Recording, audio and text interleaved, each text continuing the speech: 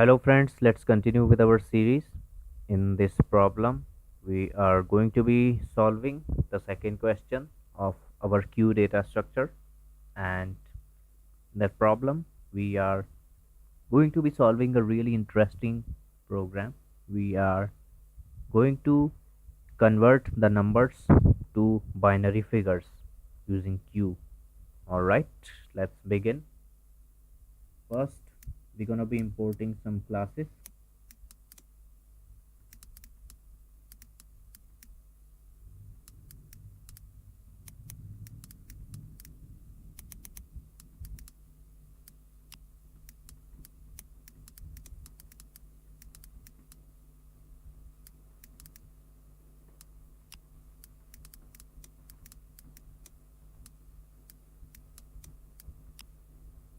We're going to define the public static void main function.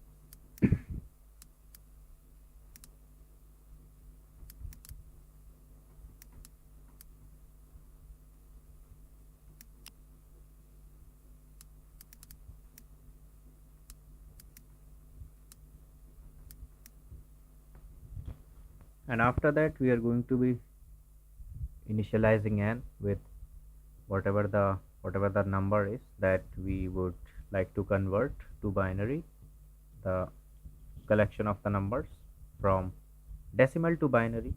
So we are going to be starting with 15 right now. You can choose whatever number that you like, and after choosing our number we are going to basically, let's add a space here and one of the space here. We are basically going to initialize our queue and the linked list, and the format, the data type that we're going to be using. We're going to be using the string data type for this. So in our queue you add 1, and after this we are going to be starting a for loop.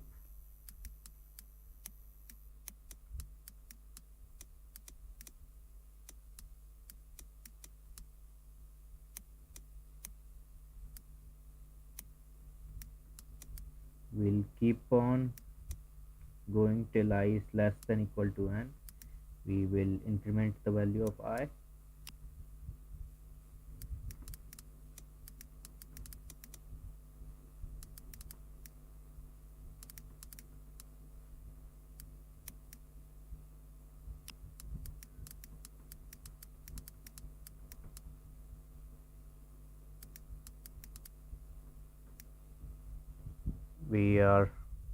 We're going to define the string current, which will be queue dot remove.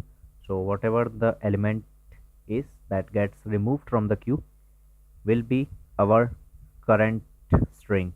All right, and the current string is what we are going to be printing. So we'll just basically printing whatever gets out from the queue, right? But first you have to define it to a string, right? And after that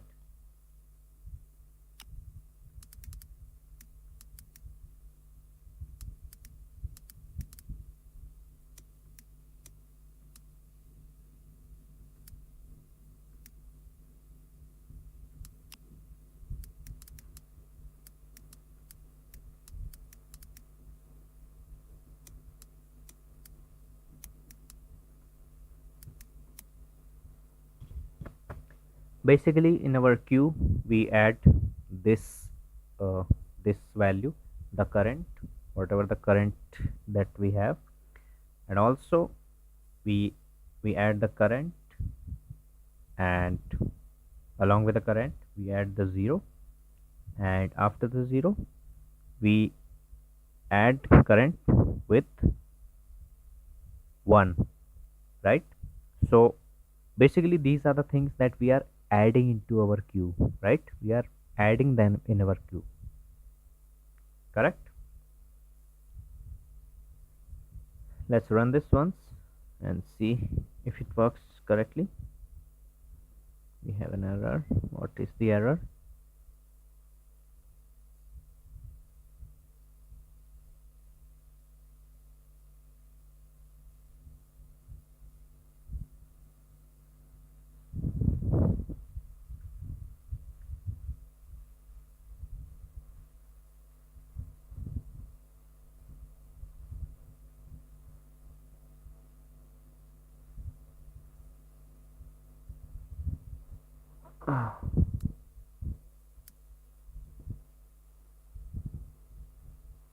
The letters are just sneaky sometimes. Alright, so here we have the numbers are successfully here in the form of binary digits. So as you can see, you have 1, 1, 0, 1, 1, 1, 0, 0, going on till the last, which is 15. And as you can see, the number that we have was 15, and the value of 1111 is obviously 8 plus 4 is 12 plus 2, which is 14, plus 1, which is 15, right? So basically we define whatever the value that we want for printing or converting from integer or decimal to binary. And once you do that, you initialize your variables. You have your queue, you add 1 in it, right? Then you're going to be using the for loop, initialized with I, starting with 1, and we'll keep on going till the value of I is lesser than or equal to n, and you will increment the value of I in each iteration. And then you are going to be having your string current. This will be queue dot remove. So whatever gets removed from your queue is going to be your current, and after that you're simply going to print your current, right? you are you're simply adding the current, and this current is whatever gets removed from the queue. And after that we simply add current, we add in our queue, we put in our queue current plus 0, and we put in our queue current plus 1, right? And that was all for this video. I hope you were able to understand this. It is always good to know some of the unique kind of DSA problems when you try to approach them, to see how and what other variations are there that you are able to perform and try out yourself. And that's one part of the DSA problem solving, that you always try to solve different kinds of problem, right? Not just problems of very similar type. You try to keep it variant, try to keep them different from each other if you want best practice.